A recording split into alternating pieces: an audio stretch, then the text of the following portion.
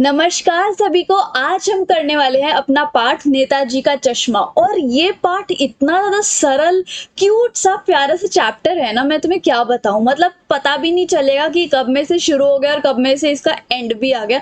इतना अच्छी तरीके से समझाऊंगी ना कि तुम्हें चैप्टर याद, मतलब क्वेश्चन आंसर याद भी नहीं करने पड़ेंगे। चैप्टर में से ही तुम इतना अच्छे से समझ के और आराम से अपने आप बना बना के लिख भी सकते हो। बहुत ही ज़्यादा प्यारा सा, क्यूट सा चैप्टर है। तो इसी के साथ बिना किसी देरी के अपने इस पाठ को, नेताजी के चश्मे को शुरू करते हैं।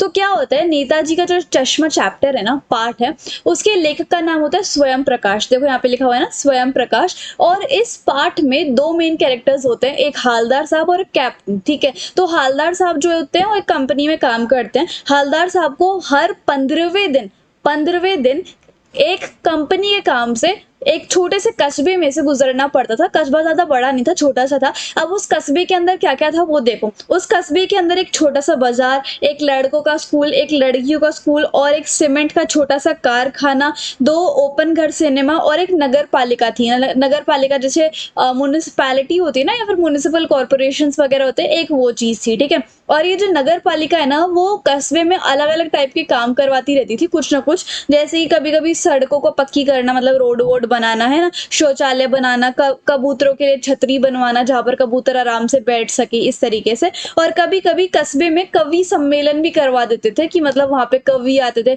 अब जैसे कॉलेजेस में क्या होता है, बड़े बड़े सिंगर्स आते हैं ना, फेस्ट वगैरह में, इवेंट्स वगैरह में, तो वैसे ही वहां पे था नगर पालिका में। बड़े बड़े पोएट्स, कवि वगैरह आते थे और एक फंक्शन टाइप का करवाती थी नगर पालिका। और इस एक बार इसी नगर पालिका के उत्साही प्रशासनिक अधिकारी ने शहर के मुख्य बाजार में, मुख्य चौराहे पर नेताजी सुभाष चंद्र बोस की एक संगमरमर की प्रतिमा लगवा दी। तो क्या होता है, नगर पालिका के एक बहुत बड़े से पोजीशन पे, एक बहुत बड़े पद पे कौन थे, प्रशासनिक अधिकारी। और उन्होंने क्या किया, जो उस कस्बे का मुख्य चौराहा था और मुख्य बाजार, जहां पर मतलब मोस्टली बाजार वगैरह लगता है, और बाजार में जो मुख्य चौराहा था, वहां पर नेताजी सुभाष चंद्र बोस की एक मूर्ति लगवाने का फैसला करवाया। और वो मूर्ति किसकी थी, संगमरमर की। संगमरमर की उन्होंने सोचा था कि इसके लिए बनवाते हैं। और तभी से ही, उस फैसले से ही, ये जो नेताजी का चश्मा पाठ है ना, उसकी स्टार्टिंग होती है, उसकी कहानी की स्टार्टिंग यहाँ से होती है ना। सो नगर पालिका के पास इतना बजट नहीं था कि वो किसी फेमस से या फिर बड़े से मूर्तिकार से वो नेताजी सुभाष चंद्र बोस की मूर्ति बनवाए। तो इसलिए उन्होंने क्या किया, जो स्कूल थे ना नगर पालिका में, जैसे यहाँ पे लिखा हुआ है, उन्हीं कस्बे के इकलौते हाई स्कूल के इकलौते ड्राइंग मास्टर, और उन ड्राइंग मास्टर का क्या नाम था, मास्टर मोतीलाल जी। और मास्टर मोतीलाल जी जो हाई स्कूल के टीचर थे, उन्होंने ही, ड्राइंग टीचर थे, उन्होंने ही उनकी मूर्ति जो है वो बनवा दी। ठीक है, बना दी। जिन्होंने नेताजी की मूर्ति को महीने भर में ही नगर पालिका को सौंप दिया। 1 महीने भर में उन्होंने पूरी बना दी थी। मूर्ति जो है सिर्फ 2 फुट ऊंची थी, लेकिन नेताजी फौजी वर्दी में बहुत ज्यादा सुंदर लग रहे थे। मतलब मूर्ति जो है बहुत प्यारी सी बनी थी। उनको देखते ही दिल्ली चलो, या तुम मुझे खून दो, मैं तुम्हें आजादी दूंगा, जैसे जोश भरे नारे जो है वो याद आने लग गए उनकी मूर्ति को देख के। बस मूर्ति में एक ही कमी थी, नेताजी की आंखों पर चश्मा नहीं था, चश्मा गायब था। शायद मूर्तिकार जो थे, यानी कि उनका नाम था मोतीलाल जी, मास्टर मोतीलाल जी। मास्टर मोतीलाल जी मूर्ति बनाते बनाते इतने खो गए थे कि वो चश्मा लगाना ही भूल गए थे। ठीक है, तो यहाँ पर उनसे एक भूल हो गई थी, इसलिए नेताजी को सचमुच का जो रियल का चश्मा होता है ना, वो पहना दिया था। ठीक है, तो हालदार साहब जो है पहली बार कस्बे से गुजरते हैं, उसी मुख्य चौराहे पर से गुजरते हैं, और पान खाने के लिए वो अचानक से रुक जाते हैं। तो उनकी जो नजर है ना, वो एक बार मूर्ति पर पड़ गई कि उस मूर्ति पर तो सचमुच का चश्मा लगा रखा है। वो फिर मुस्कुरा के उस पान वाले से बोलते हैं, वाह भाई, ये आइडिया भी अच्छा है। ठीक है, मूर्ति पत्थर की है लेकिन चश्मा जो है वो रियल का। तो कुछ दिन बाद जब हालदार साहब दोबारा उस कस्बे से गुजर रहे थे, उस मुख्य चौराहे पर से गुजर रहे थे, तो उन्होंने मूर्ति को थोड़ा गौर से देखा। कुछ तो डिफरेंट है, कुछ तो अलग है, इस तरीके से। और एक बार मूर्ति पर मोटे फ्रेम वाले चौकोर चश्मे की जगह तार का गोल फ्रेम वाला चश्मा था। मतलब पहले तो मोटे से फ्रेम का ऐसे वाला चश्मा लगा हुआ था, लेकिन अब जो है वो तार का ऐसे गोल चश्मा जो है उस पे लगा हुआ था। ठीक है, तो फिर कुछ दिनों बाद जब हालदार साहब तीसरी बार उस कस्बे से गुजरते हैं, तो मूर्ति पर फिर से एक नया चश्मा उनको देखने को मिलता है। अब तो हालदार साहब को आदत पड़ गई थी कि जब भी वो हर 15वें दिन उस कस्बे कस्बे से गुजरते थे तब डेली मतलब तब मोस्टली हर बार ही क्या होता था, उन्हें मूर्ति पर एक नया टाइप का चश्मा जो है वो देखने को मिलता था। हर बार कस्बे से गुजरते समय चौराहे पर रुकना, पान खाना और मूर्ति को ध्यान से देखना ये उनका रूटीन बन गया था। एक बार उन्होंने उत्सुकता से पान वाले से पूछ लिया, क्यों भाई क्या बात है, तुम्हारे नेताजी का चश्मा हर बार कैसे बदल जाता है? तो पान वाले ने मुंह में पान डाला कि लो पहले तो आप पान खाओ, और फिर बोला ये काम जो है वो कैप्टन का है, जो हर बार मूर्ति का चश्मा जो है वो बदल देता है, ये काम कैप्टन का है। ठीक है, काफी देर बात करने के बाद, कौन बात कर रहा था? हवलदार साहब और पान वाला, है ना।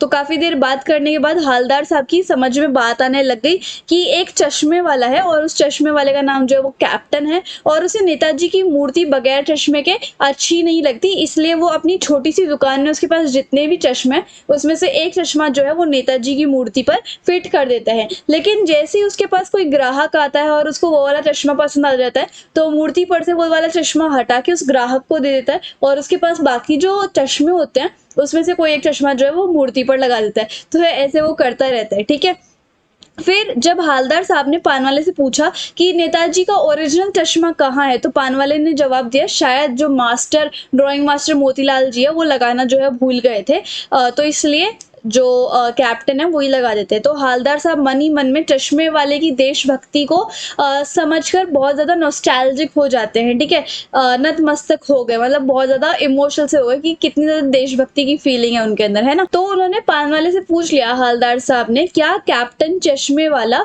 नेताजी का साथी या फिर आजाद हिंद फौज में कोई पूर्व सिपाही था क्या, कि कोई उनका साथी हो, बेस्ट फ्रेंड हो, या फिर उनकी ही फौज में कोई उनका साथी या फिर सिपाही था क्या? तो पान वाले ने उत्तर दिया, नहीं साहब, वो लंगड़ा फौज में कहाँ से जाएगा, पागल है पागल, और वो देखो वो आ रहा है कैप्टन। तो ऐसे वो पान वाला बोलता है हवलदार साहब को। तो हवलदार साहब ने पान वाले की ये बात सुनकर उनको बिल्कुल अच्छा नहीं लगा कि वो उनके अंदर तो देशभक्ति की इतनी भावना है कैप्टन के अंदर, और ये उनको पागल और लंगड़ा ऐसे से बोल रहा है।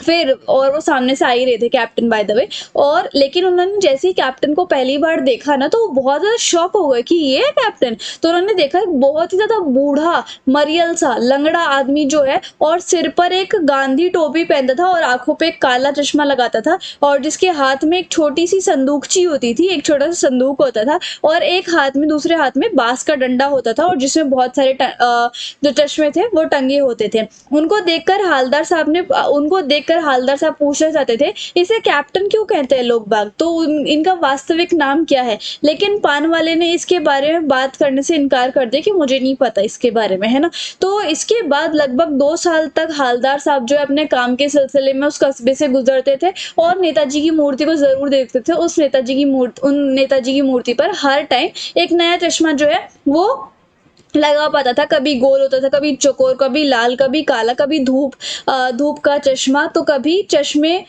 तब तो कभी कोई चश्मा। ठीक है, और चश्मे नेताजी की आंखों पर दिखाई देता था। लेकिन एक बार जब हवलदार साहब जो है वो कस्बे से गुजर रहे थे तो मूर्ति की आंखों पर कोई चश्मा ही नहीं था, और उन्होंने पान वाले से फिर से पूछा, क्यों भाई क्या बात है, आज तुम्हारे नेताजी की आंख पर कोई चश्मा नहीं है? तो पान वाला बहुत उदास होकर बोलता है कि साहब कैप्टन जो है वो मर गया, वो गुजर गए और अब वो इस दुनिया में नहीं है। ये सुनकर बहुत ज्यादा दुख होता है हवलदार साहब को। उसके 15 दिन बाद हवलदार साहब फिर उसी कस्बे से गुजर रहे थे और उन्होंने सोच लिया था कि आज वो मूर्ति पर कोई भी नजर नहीं डालेंगे, क्योंकि उसके ऊपर कोई चश्मा ही नहीं होगा, क्योंकि अब कैप्टन ही नहीं रहा जो उसके ऊपर ध्यान रखते थे मूर्ति के ऊपर, है ना। सो इसलिए वो मूर्ति की तरफ नहीं देखेंगे, लेकिन क्योंकि वो अपनी आदत से मजबूर थे तो उन्होंने फिर भी एक छोटी सी नजर जो है वो उनकी नजर जो है मूर्ति पर अचानक से डली गई। तो बहुत आश्चर्यचकित हो जाते हैं, बहुत ज्यादा सरप्राइज हो जाते हैं कि आज भी मूर्ति के पास जाकर वो खड़े हो जाते हैं। उन्होंने देखा कि मूर्ति की आंखों पर एक सरकंडे का बना हुआ एक छोटा सा चश्मा लगा हुआ है। कैप्टन के जाने के बाद भी जैसे मोस्टली बच्चे जो है उस टाइम में अपने लिए खेलने के लिए एक चश्मा नहीं बना लेते थे, वैसा ही चश्मा जो है मूर्ति के ऊपर लगा हुआ था, जैसे अक्सर बच्चे अपने खेलने के लिए बनाते हैं। ये देखकर हवलदार साहब बहुत ज्यादा भावुक हो गए और उनकी जो आंख है वो भर आई थी। तो ये छोटा सा प्यारा सा चैप्टर था हमारा जो कि देशभक्ति से रिलेटेड था, और इस चैप्टर के लेखक का नाम, इस पाठ के लेखक का नाम क्या है? स्वयं प्रकाश। और थोड़ा बहुत इनका हम लेखक परिचय भी देख लेते हैं कि स्वयं प्रकाश जी कौन थे, कैसे थे। तो उनका जन्म जो है 1947 में इंदौर मध्य प्रदेश में हुआ था और उन्होंने मैकेनिकल इंजीनियरिंग की हुई है और उसके बाद एक केमिस्ट्री की लैब में भी नौकरी की हुई है। उनका बचपन और नौकरी का ज़्यादातर समय जो है वो राजस्थान में ही बीता और उसके बाद जो है वो वसुधा पत्रिका होती थी, एक मैगजीन होती थी, उसमें उन्होंने कार्य करना चालू कर दिया था। तो ये मोटा मोटा परिचय था उनका और इतना ज़्यादा हमें इसके ऊपर ज़्यादा फोकस भी नहीं रहना, हमें बस चैप्टर का पता होना चाहिए। तो आया ना इस चैप्टर को पढ़ के मज़ा, एंड आई होप आपको मेरा पढ़ाने का तरीका और वीडियो अच्छी लगी होगी। सो इसी बात पे अगर आपको ये नोट चाहिए तो टेलीग्राम पे फॉलो कर लेना, कोई डाउट चाहिए तो कोई डाउट पूछना है तो इंस्टाग्राम पे भी फॉलो करके डीएम कर सकते हो। And if you like the video और and the explanation then please like, share, comment and subscribe the channel. Thank you so much.